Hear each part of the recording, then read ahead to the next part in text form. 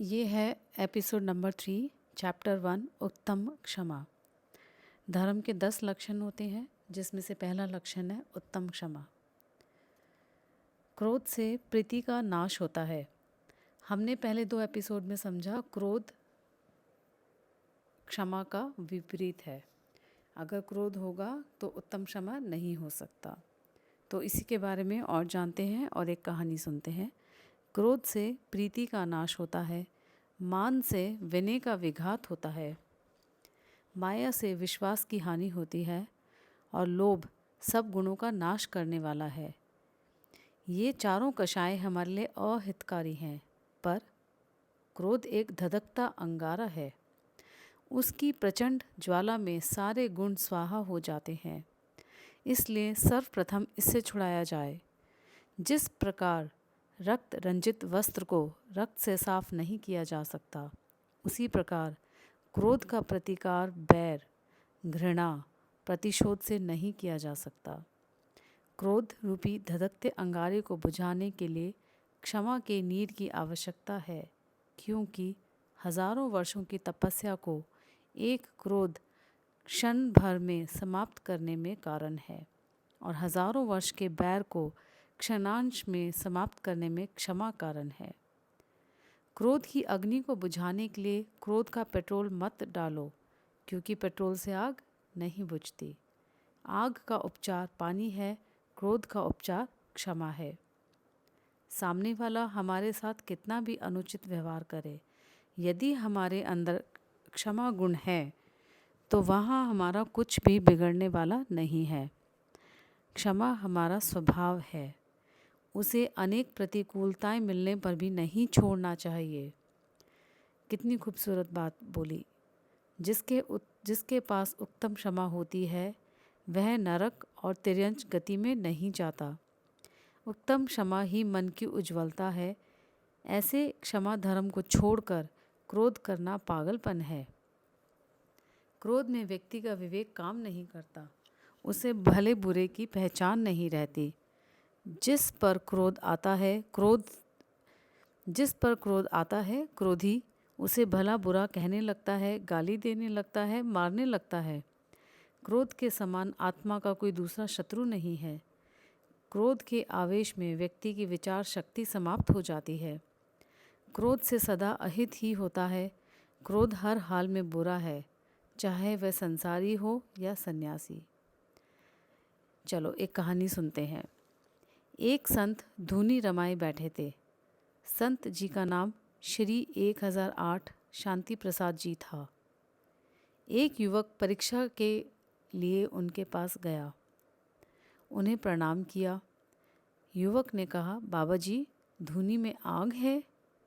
बाबा बोले, नहीं, इसमें कोई आग नहीं है। युवक ने सविनय कहा, बाबा जरा कुरेद कर देखिए, शायद कुछ आग हो। बाबा ने गुस्से में कहा, कमाल के आदमी हो, अभी मैंने कहा ना कि इसमें ना कोई आग है ना कोई चिंगारी। युवक ने कहा, बाबा आप माने या ना माने, पर मुझे चिंगारी दिखाई दे रही है। बाबा ने अपना चिमटा उठाया और फटकारते हुए बोला, मूर्ख, तो क्या मैं अंधा हूँ? क्या मुझे दिखाई नहीं देता? युवक ने कहा, बाबा अब तो कुछ कुछ लपटें उठती दिखाई दे रही हैं। अब तो बाबा को और क्रोध आ गया और क्रोध की अग्नि भड़क उठी। उन्होंने एक डंडा उठाकर युवक को दे मारा। युवक भागा और भागते भागते बोला, बाबा अब तो अग्नि पूरी तरह भड़क उठी है। आपका नाम अगर श्री 1008 शांति प्रसाद की जगह श्री 1008 ज्वाला प्रसाद होता तो ज़्यादा सार्थक होता। क्रोध ज्वाला है, क्रोधी ज्वाला प्रसाद है। गुस्सा करना हर जगह बुरा है। एक चाइनीज़ कहावत है, जो व्यक्ति मुस्कुराना नहीं जानता उसे व्यापार नहीं करना चाहिए। क्रोधी व्यक्ति सफल व्यापारी नहीं बन सकता।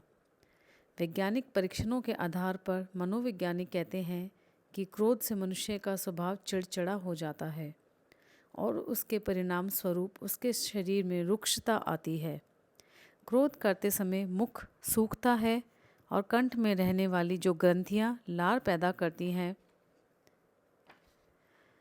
प्राणपद रस बनाती हैं वे अपना काम करना बंद कर देती हैं। फल यह होता है कि लार के द्वारा भोजन में मिल जाने वाले पाचक रसों का अभाव हो जाता है और चर्म रोग, कब्जियत आदि बीमारियां पनपने लगती हैं।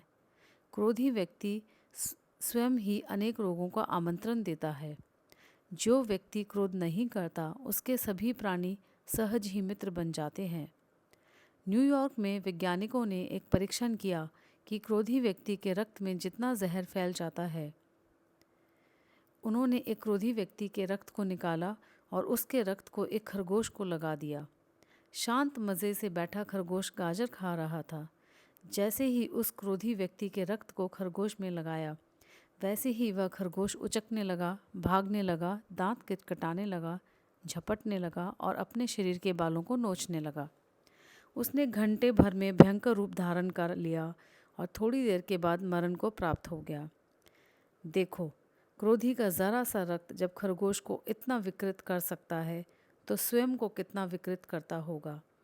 यदि एक बार क्रोधी व्यक्ति की वीडियो कैसेट बना ली जाए और कुछ घंटों के उपरांत उसी को दिखा दी जाए तो देख लेना, पुरुषों का रूप तो साक्षात भस्मासुर बकासुर का होगा और स्त्रियों का रूप रणचंडी और ताड़का का होगा। एक क्षण में विकराल भूतनी का रूप धारण कर लेगी। उसी वक्त उसका विवेक, धैर्य, सौंदर्य, समता, मुस्कान कपूर की भांति उड़ जाती है। क्रोध से बचने के लिए हमेशा प्रसन्न रहिए, मुस्कुराते रहिए, क्योंकि क्रोध और मुस्कुराहट एक साथ नहीं रह सकते। क्रोध का जब जोर आता है तो आदमी कमज़ोर हो जाता है। जब आदमी का विरोध होता है तो उसे क्रोध आ जाता है। जब हमारी अपेक्षा की उपेक्षा होती है तो हमें क्रोध आ जाता है। यदि हम अपनी आकांक्षाओं को कम करें, अपेक्षाओं को ख़त्म करें तो क्रोध करने से बच सकते हैं। कमज़ोर आदमी का लक्षण ही क्रोध है। आदमी जितना कमज़ोर होगा उतना ही अधिक क्रोध आएगा। जब हमसे कोई शक्तिशाली मिलता है और जब वह हमारा प्रतिकार करता है और यदि हम उसका प्रतिकार करने में समर्थ ना हुए तो निश्चित ही हमारा मन क्रोध की अग्नि में झुलस जाता है।